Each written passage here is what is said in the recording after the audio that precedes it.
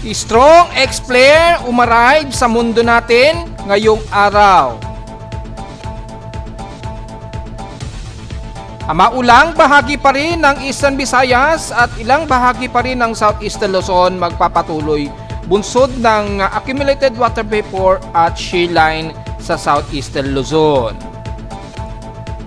At bahagyang pagtaas ng sepesap na binabantayan natin sa silangan ng bansa. Senyalis na ba ito ng unti-unti ng paghina ng ating amihan? Alamin.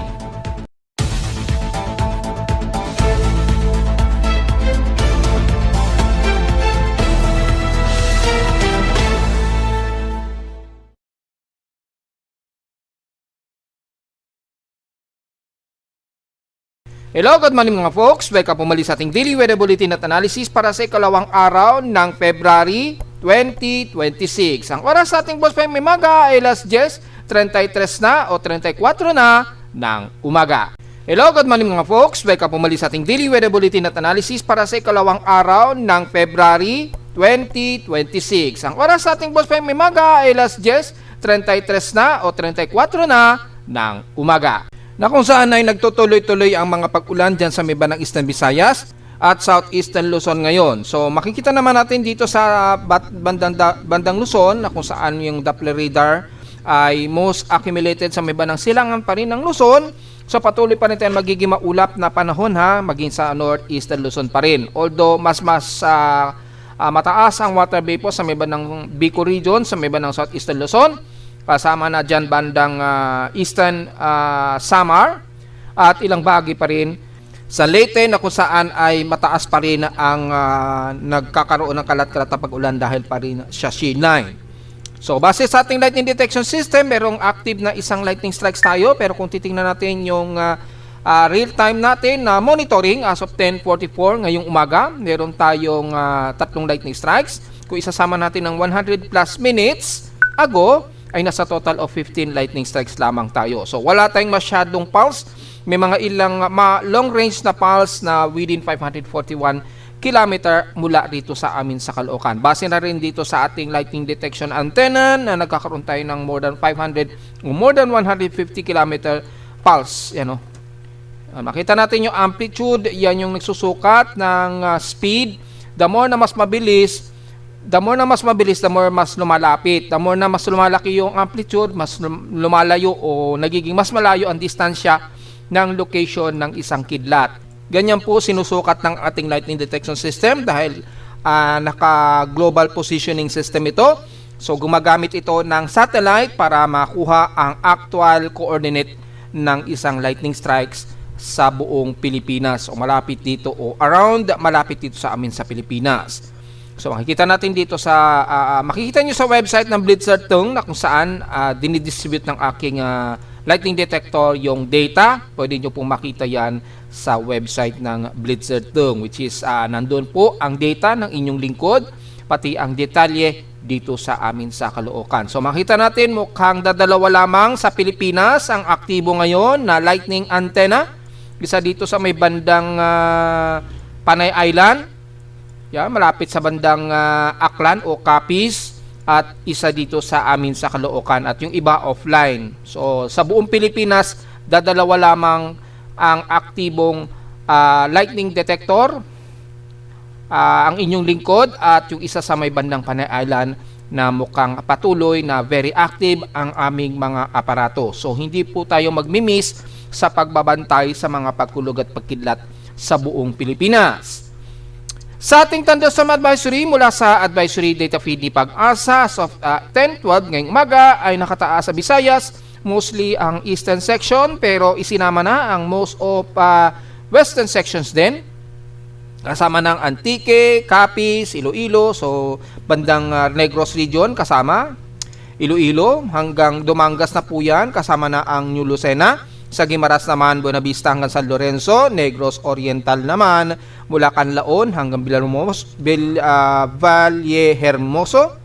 Within 30 minutes daw o maaaring umabot ng isang oras ang persisting nito, or ang forecast naman nito, kabilang na ang Negros Occidental ay 1 to 2 hours daw ang affected ng persisting. So ingat na lamang just in case may mga pagkulog at pagkidlat pa rin tayo. And the rest, kasama na ang Aklan, Leyte, Southern Leyte, Biliran. So most of eastern sections naman ng Visayas, which is yung binanggit natin na may mga inaasahang mga maulan nga po na panahon dahil pa rin sa accumulated water vapor at shear line. Sa ating current conditions, overcast, gloomy haze at few clouds po ang may iral ngayon dito sa amin sa Caloocan. Makikita natin at medyo windy po tayo. Asahan po natin yan sa maghapon pa rin tuloy-tuloy tayo. At araw po ng Lunes ay nasa natin maging partially cloudy tayo. Yan. At medyo tumataas-taas na ng konti yung aming temperature. At hanggang bukas daw ng Martes, magiging partially cloudy daw maghapon. And then sa Miyerkules daw ay at least 40% chance of rain ayon sa ating forecast and storm prediction. Sa lowest temperature na itala na aking weather station kaninang 5:27 AM, nakapagtala kami ng lowest of 23.7 degrees Celsius. Pero kahapon, highest na sa amin ang 30.8 degrees Celsius o halos 31 degrees Celsius.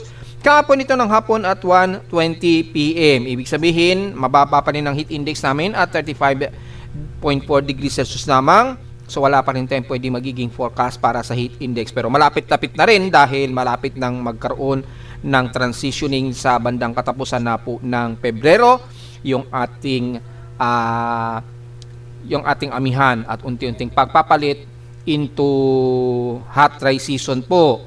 Pero kung titingnan natin sa PX Extremes in past 24 hours naman, ang General Santos City naman ang may pinakamataas na recorded na high temperature na 34.3 degrees Celsius. So mukhang mas bumababa yung temperatura sa may bandang Zamboanga Peninsula. So malamang ay pumapangalawa ang Zamboanga Peninsula nito sa may pinakamainit na temperatura, usually bandang Mindanao. Sa lowest naman na temperatura sa Baguio City ay nakapagtala sila ng 14.2 degrees Celsius, lowest temperature na po yun sa bansa. So mula sa 11 degrees Celsius yata kahapon, yung isang araw, mukhang bahagyang tumaas ng konti. At sa inulan naman ng Katarman, Northern Samar, nakaranas sila ng 28 mm na total rainfall. So mga light to moderate ito gaya ng ating report nung isang araw. At asahan natin na tuloy-tuloy pa rin yan hanggang ngayong araw dahil pa rin sa patuloy na shear line. Yan. At kung titingnan naman natin yung ating outside humidity, well, meron tayong 72% na medyo katamtaman. At tumaas ito ng 1% since last hour. At pataas ang ating high pressure area dito sa Metro Manila na nasa 1,015 hectopascals ang pinaka-highest barometric reading natin. Ayon sa aking weather station sa Caloocan, and steady ito since last hour. Low tide po tayo ngayon pero mataas po o malakas pa rin ang bugso ng hangin sa hilagang bahagi ng Luzon sa mga baybayin natin dyan, mapasilangan o kanluran yan dahil sa amihan. Ingat pa rin po dahil yung dalang alon pa rin yan ay magpapalakas pa rin na maaaring pumalo sa mahigit 1 metro ang taas ng alon. So lagi natin pinapaalalahanan yan mga folks.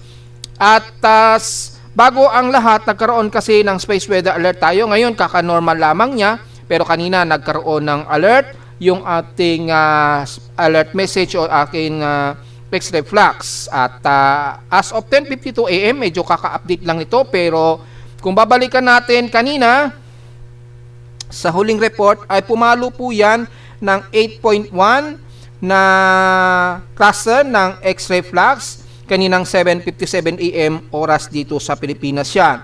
Kaya nag-post po tayo sa Facebook page para sa status report ng ating space weather para maging updated po tayo. So mataas po yan, medyo stronger po ang velocity ng solar wind yan at yung flux na nag-a-arrive sa Earth. Kaya expected po na hanggang ngayong araw po yan mataas at maka-apekto possible sa ating geomagnetic field sa mundo. So pumalo yan sa halos R3 to R4 almost yung impact sa atin sa Earth. So nakapropagate din, may nakatutok po sa Earth ay inaasahan po na 65% ang expected daw na solar radiation natin most likely dahil sa X811 flare kanina umaga sa pinaka-region of 4366. Ano ba yan? Ano ba yung region na yan? Ito po yun. Yung 4366 po na mayroong sunspots. Ayan, ang lawak ng, ang laki po ng sunspot na yan ay bahagyang nakatutok na sa Earth. Kaya malaki po yung impact niya at na-detect po yan ng ating mga probe ni NOAA. At inaasahan natin na mag-i-exceed ito hanggang ngayong araw nga po o hanggang bukas. Patuloy pa rin dahil sa recent na X 8.1 flare kaninang umaga. Expected ang radio blackout daw na 75% within 3 days R1 between R1 to R2 alerts dahil sa active na 4366 na expected na maaari pang magtuloy-tuloy na mag-release ito ng solar flare activity sa susunod na 3 araw daw ayon dito sa data feed natin. Yan. So, possible X-ray flux exceeded, magkakaroon ng possible M5, pero NOAA scale nila ay R2 moderate. Wala tayong mataas na NOAA KP index breakdown. So, use probably ay X-ray flux lamang ito.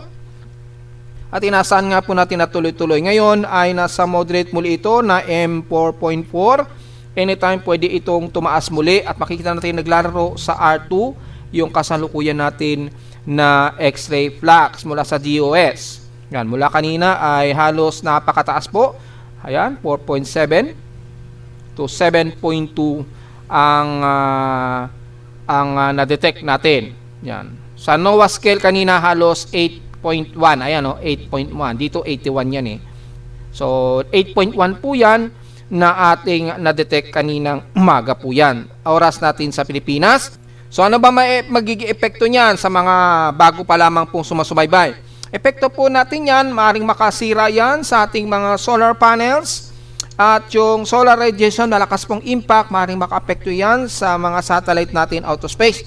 Maaaring temporary magkakaroon sila ng shutdown para maiwasan po ng paglala ng pagkasira ng mga solar panels. Yung mga latest satellite upgrades na inayos ng NOAA at yung ibang mga weather agencies na may mga satellites sa outer space, ang upgrade din nila sa satellite panel, meron silang parang cover. Pagka na may nadetect na malakas na space weather, automatic temporary magsasara muna siya para maprotektahan yung mga solar panels. At kapag temporary nakasarado yung solar panels, usually ay humihina po yung supply ng kuryente. So medyo temporary, hindi muna siya makakapagbato ng data mula sa satellite. So maaring posibleng makaka-apekto po yan sa ating weather monitoring. Yan, kasama na yung space weather, yung ating transmission ng mga radio information, internet na gumagamit ng satellite transmission, lalo na yung SpaceX internet ni Elon Musk, maaring maka-apekto din yan. Kapag ganun kalakas ang solar radiation, maraming magiging epekto. Maliit naman ang ating sunspot number na 97, pero malawak nga po yung tutok o yung cluster na ito ng sunspots ng AR4366. Ayan, 4366, sorry. 4366 pala. So, pwede pang magtuloy-tuloy po yan at kung titingnan nyo sa solar probe yan, ay sobrang glow, parang vulkan na masyadong unrest yung pinaka sunspot niyan. So walang masyadong magnetic field o geomagnetic field, bahagya lamang, mahihina lamang yung magnetic field, pero yung solar radiation po malakas. Kaya hindi masyado pansin sa ating auroral monitoring and forecast. Ayon dito, wala masyado. Pero expected yung solar radiation maka-apekto ng matindi. So mapapansin niyo rin dito yung probability of 66%. Sa atin namang alamanak, sumikat ang haring araw kaninang 6:24 AM at tulubog po ito mamayang 5:55 PM. At dahil full moon po tayo, so unang full moon natin mamaya, makikita natin 100% illuminated, pero magmo-moonrise pa po ito mamayang paggabi na at 6:17 PM at magmo-moonset naman ito kinabukasan na ng umaga at 7:12 ng umaga. So kahapon nakita ninyo po yung conjunction na naman ng Jupiter. Well, taon-taon naman nangyayari yung conjunction ng Moon at Jupiter. So hindi na natin masyado nire-report yan. At obvious naman ay may meron tayong Moon conjunction at Jupiter conjunction nung isang araw. Ngayon medyo malayo na yung distansya nila mamayang gabi. Pero full moon po tayo at magandang mag-moon gazing dahil malamang kagaya kagabi, clear skies po kami sa Caloocan sa gabi. So ang liwanag ng buwan kagabi. Sana tuloy-tuloy po yan para sa mga astro chasers natin dyan sa palipaligid natin. temporary, hindi ko masasend up yung teleskopyo natin dahil under maintenance yung aking tripod. Meron tayong nire-repair until now hindi ko pa naaasikaso.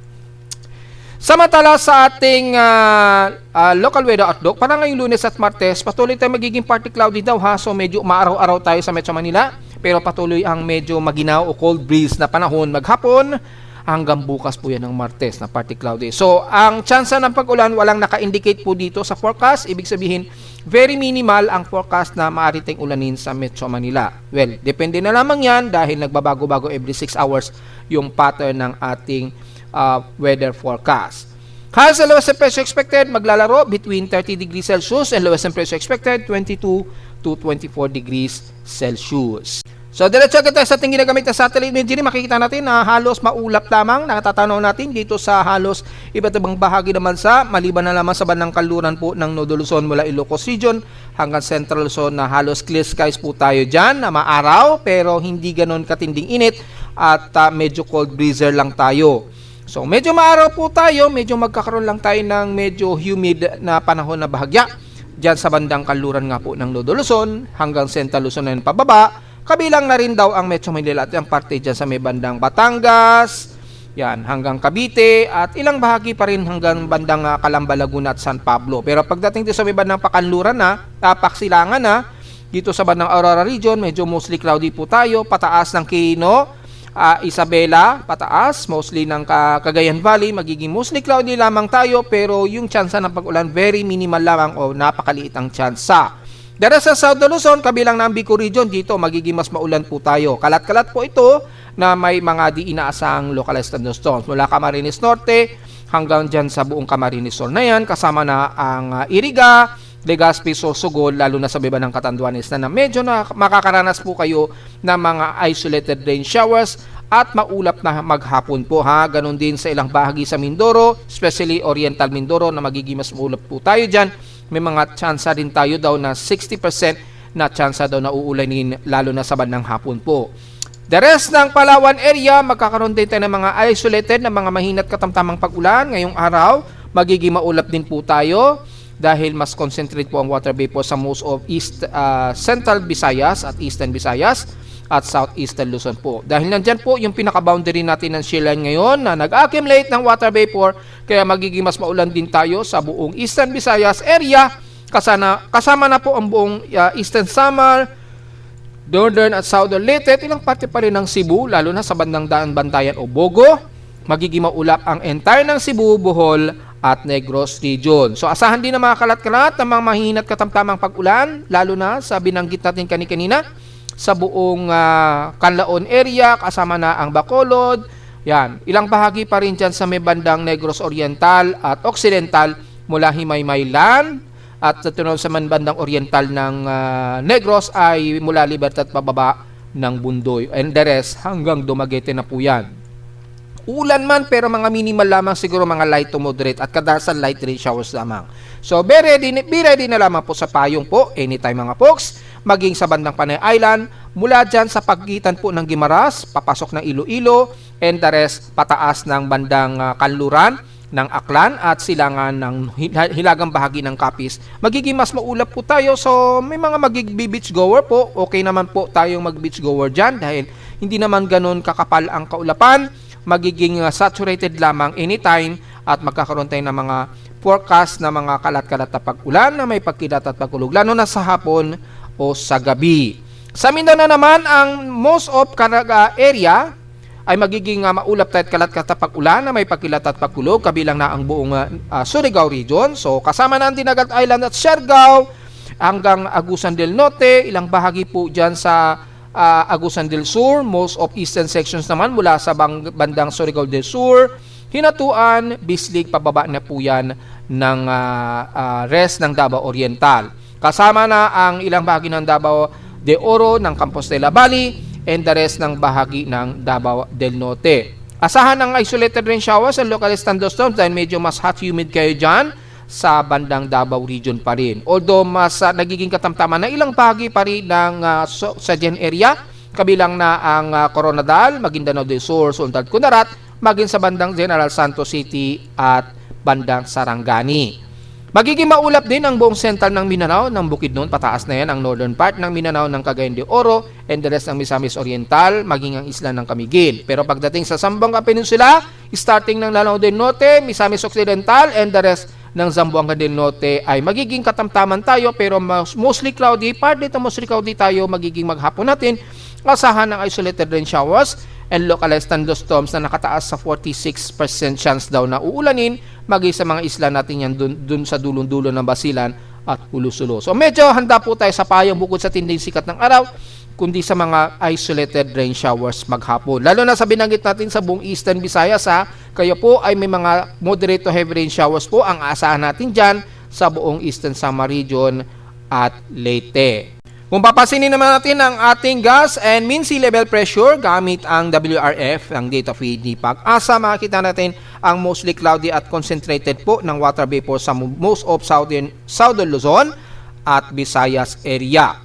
So kung titingnan natin na accumulated rainfall, kabilang na ang Metro Manila, mapapansin natin ang NCR ay hindi masyado mataas ang concentration ng precipitation forecast rate. Halos mababa lamang, pero mapapansin natin dito most of eastern sections ng Luzon na may water vapor at southeastern Luzon.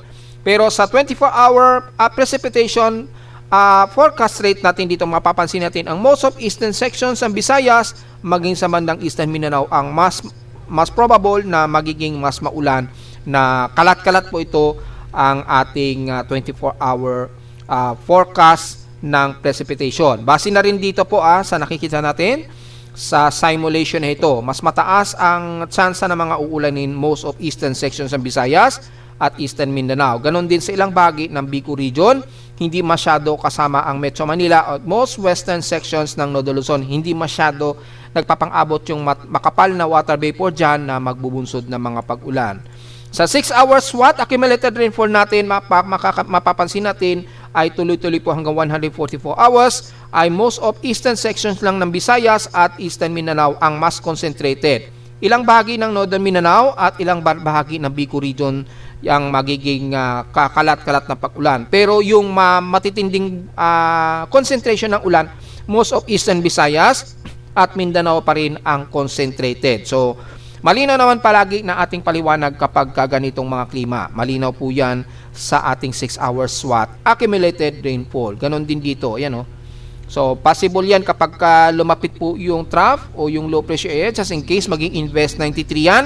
Magpapaulan yan sa most eastern sections ng Visayas at Mindanao area. So, be ready na lamang po dahil unang linggo po yan ng February nga po. Binanggit na natin yan. Between February 4 po yan hanggang February 8 ngayong buwan. So, be ready na lamang po kung sakaling lumapit na itong mababang atmospheric pressure na to, which is na-report na natin yan na mataas na po yung convergence, di ba? Nagkakaroon na siya ng convergence dyan sa may bandang southeast. Actually, nasa may bandang southern Guam na po siya. So, be ready po mga folks So, malinaw naman natin dito sa forecast na ito na mas magiging saturated ang pag-ulan. Most of eastern sections ng Visayas at Mindanao area.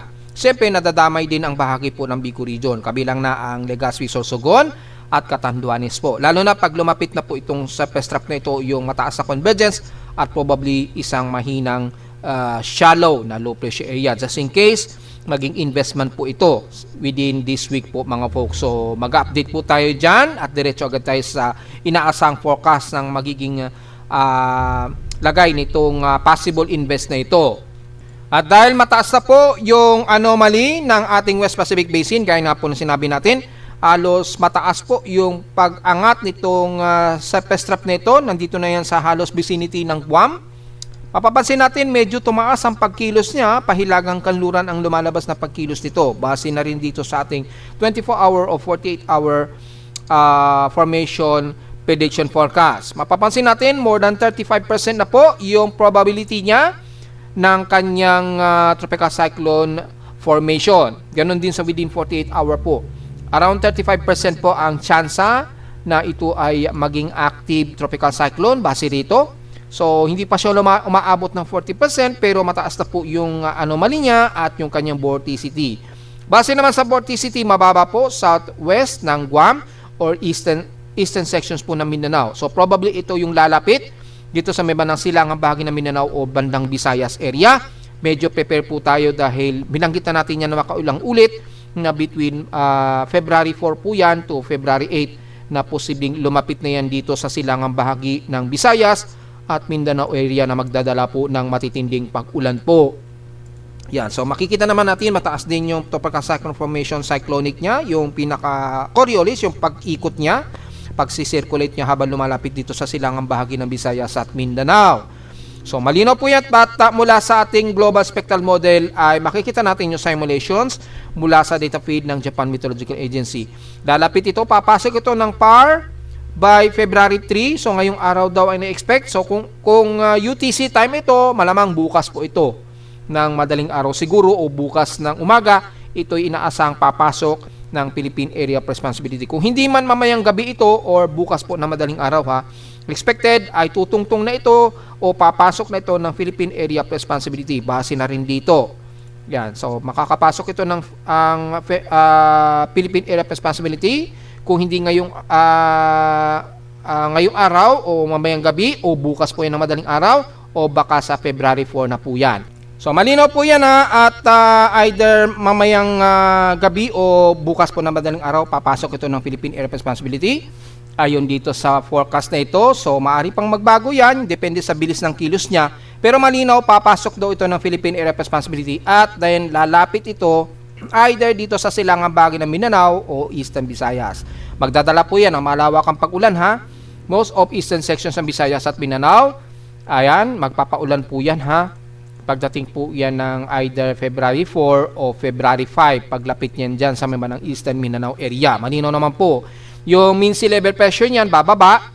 Yan, according dito po, at aabot ng 1,008 hectopascal, so medyo shallow low pressure area ito, o mahinang low pressure area, habang ito ay lalapit sa eastern part ng Mindanao, ayon dito sa simulation na ito.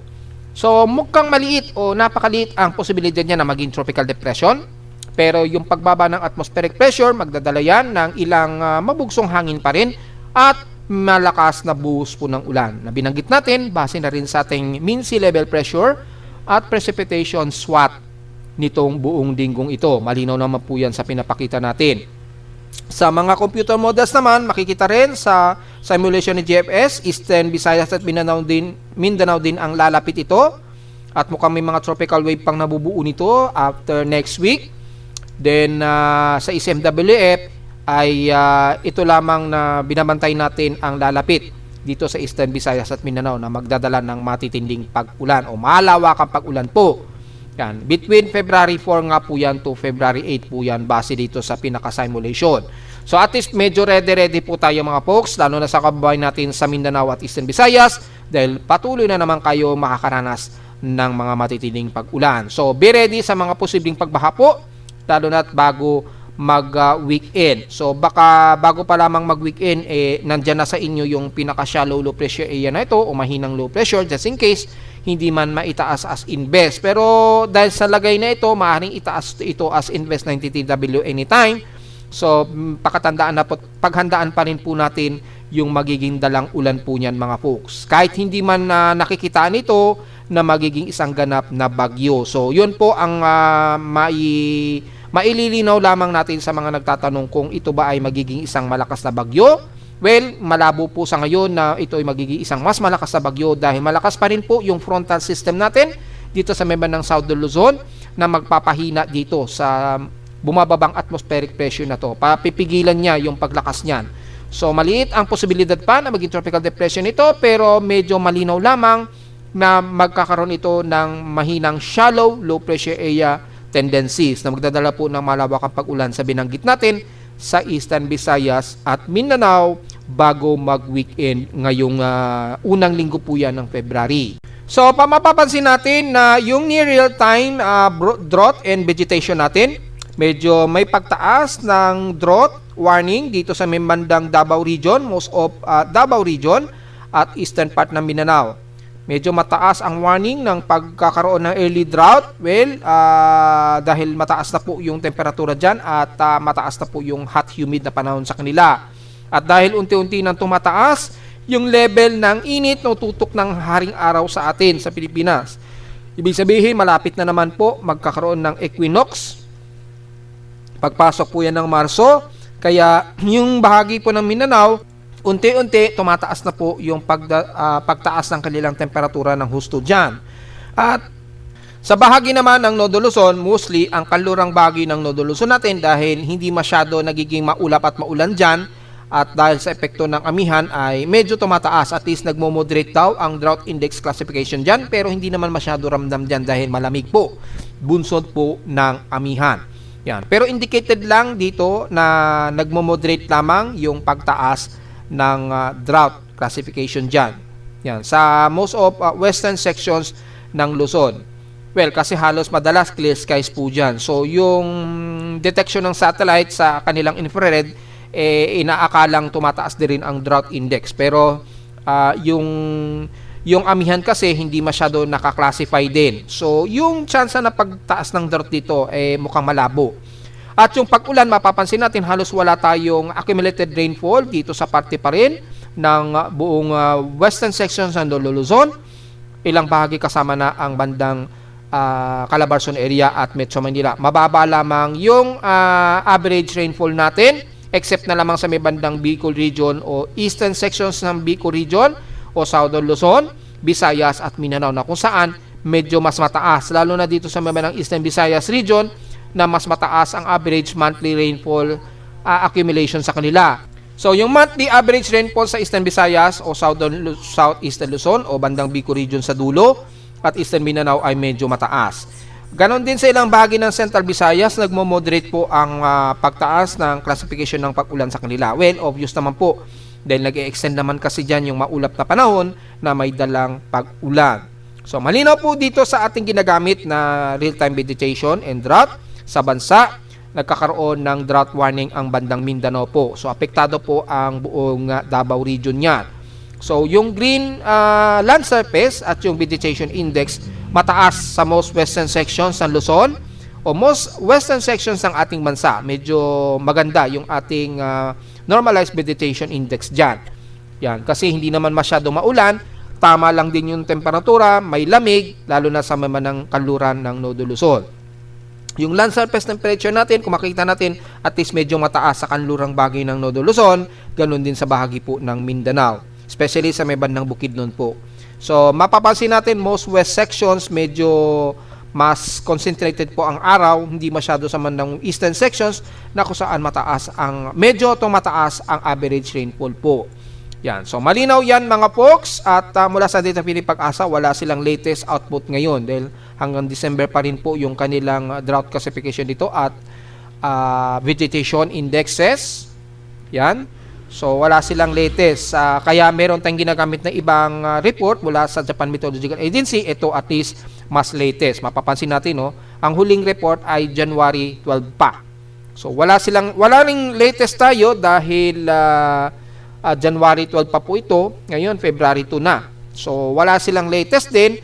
Pero at least malinaw naman na yung huling record nila noong January 12 ng Japan Meteorological Agency nag-i-indicate na meron tayong bagyang tumataas na drought warning. Ganon din sa average rainfall na medyo tumataas. Samantala sa ulat lindol, well, wala naman tayong na-detect dito sa amin sa Caloocan na medyo malakas-lakas sa mga paghinig. Although may mga maliliit ang cluster na moderate na lindol o milder na lindol. So titingnan natin sa pinaka-short period ni PBOX, yung bagong input ng mga aftershock sa Sultan Kudarat, lalo na well, may magnitude 4.1 pa rin dyan sa may bandang Kalamansing Sultan Kudarat. Mababaw ito at 9 km. So, intensity 2 na mararamdaman dyan sa paligid ng Sultan Kudarat. Ingat pa rin po mga folks. Then after nyan, wala namang sumunod pero patuloy pa rin ang aftershock sa Sultan Kudarat po. So, kung titingnan natin yung selection areas ng Sultan Kudarat ay nasa total of 202. So, mukhang tuloy-tuloy pa rin na nadadagdagan ng above 100 aftershocks mula ngayong araw po. Yan. Then after nyan, wala namang mas malalakas pero yung historical earthquake natin hopefully na-update na po o na-separate na sana ni PBOX yung record between January and February ngayong taon. So kung babalikan natin yung total earthquake natin para mabigay natin yung pinaka-summary, ang total natin na earthquake last month ay 1,569. Mukhang pinakamarami na kaagad dito sa unang buwan pa lamang ng January ngayong taon. At pinakamaraming cluster pa rin talaga sa Miban ng Mindanao. Yan. Mas mataas. Hindi kagaya sa atin sa Luzon, hindi masyado. Mas mataas po yung seismicity o yung seismic activity sa Miban ng Mindanao po. Kaya mag-iingat po. Lalo na sa paligid nito ng Sultan Kudarat at Davao Oriental na kung saan yanigin pa rin talaga po. Yan. So mula sa pinaka month natin ngayong February, hopefully na-separate na. Tingnan natin kung magkakasama pa. Magkakasama pa. So isusubtract natin 1,709 minus 1,569, lumalabas nasa 140 earthquakes pa lamang po tayo. So marami pa rin talaga ang aftershocks dito sa may bandang Sultan Kudarat pa rin po. Although konti pa lamang yung total earthquakes natin na 140 pa lamang daw ayon sa ating calculation. Hindi pa kasi nasa-separate ni PHIVOLCS yung mga numbers of earthquake between January and February. Magkakahalo pa rin. Once na ma-separate yan ni PHIVOLCS, automatic yan ma-update sa ating webpage. So sinusubtract lamang natin para makuha natin yung actual na bilang, which is nasa 140 pa lamang yung total earthquake natin ngayong araw. Since ikalawang araw pa lang naman po ng February. So nakatotal pa rin, nakamultiply pa rin siya dahil hindi pa nasa-separate. Pero ang malinaw sa atin na nasa mahigit 1,500 yung total earthquake natin for January 2026. So pinakamarami yan. Ngayong buwan, dalawang araw pa lamang po. So kukunti pa lamang in-expect natin yan. At in-expect pa rin natin na tuloy-tuloy ang aftershocks o mas maraming pagyayinig dito pa rin sa Mandang Mindanao, lalo na sa Sultan Kudarat. So be ready na lamang po mga folks. Antay na lang natin na ma-separate yung update nito. Yan, nagkahalo pa rin kasi yung month of January and February. Kaya dumoble rito. Automatic mag-update yan once na ma-separate na ni PHIVOLCS yung month of January and February. At narito naman natin 3-day weather forecast para sa ikalawang araw na ng February 2026.